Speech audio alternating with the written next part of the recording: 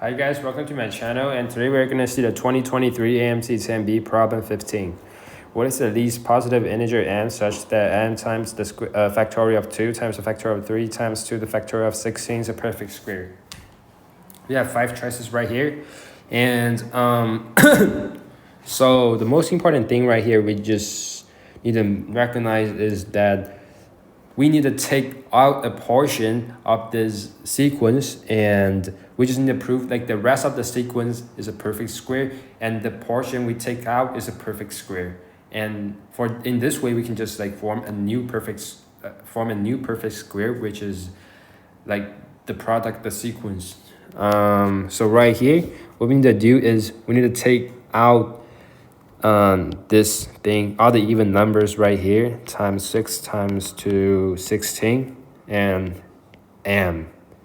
So the reason I'm doing this is if I take out 2 right here, and the factorial of 2 will be equals to the factorial of 1, which we have a factorial of 1 in front of it. Since it is equaling to 1, it doesn't like make any difference to the product of the sequence, but I'm just adding to it. So we have the product, so we have the factorial of 1 squared, and if we take out 4, we have a factorial of 3,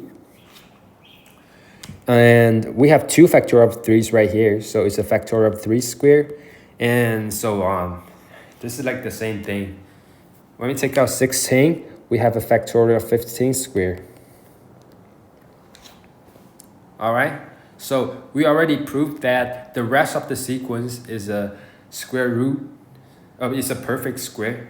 And so the only thing we need to do is make sure this portion of the sequence is also a perfect square. And so what we need to do right here is this thing right here is equaling to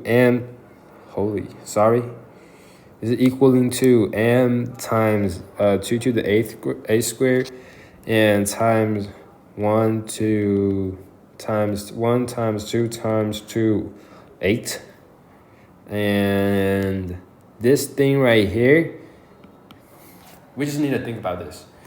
2 to the 8th square is a perfect square, so we can just get rid of this. So what we have left is m times 1 times 2 times 3 times 4 times 5 times 6 times 7 times 8. 2 times 8 equals to 16, which is a perfect square. And 4 itself is a perfect square. So what we have left is, and 6 equals to 2 times 3. So 3 and 3 times together equals to 9, and 9 is a perfect square. So what we have left is 1, 2, 5, 7.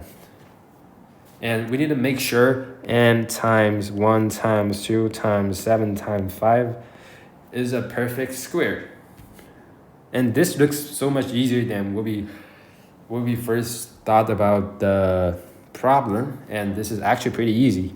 Get rid of the 1 since it doesn't make any difference, and m need to equal to 2 times 7 times 5. And this thing right here will make this thing a perfect square. So 2 times 7 times 5 equals to 70.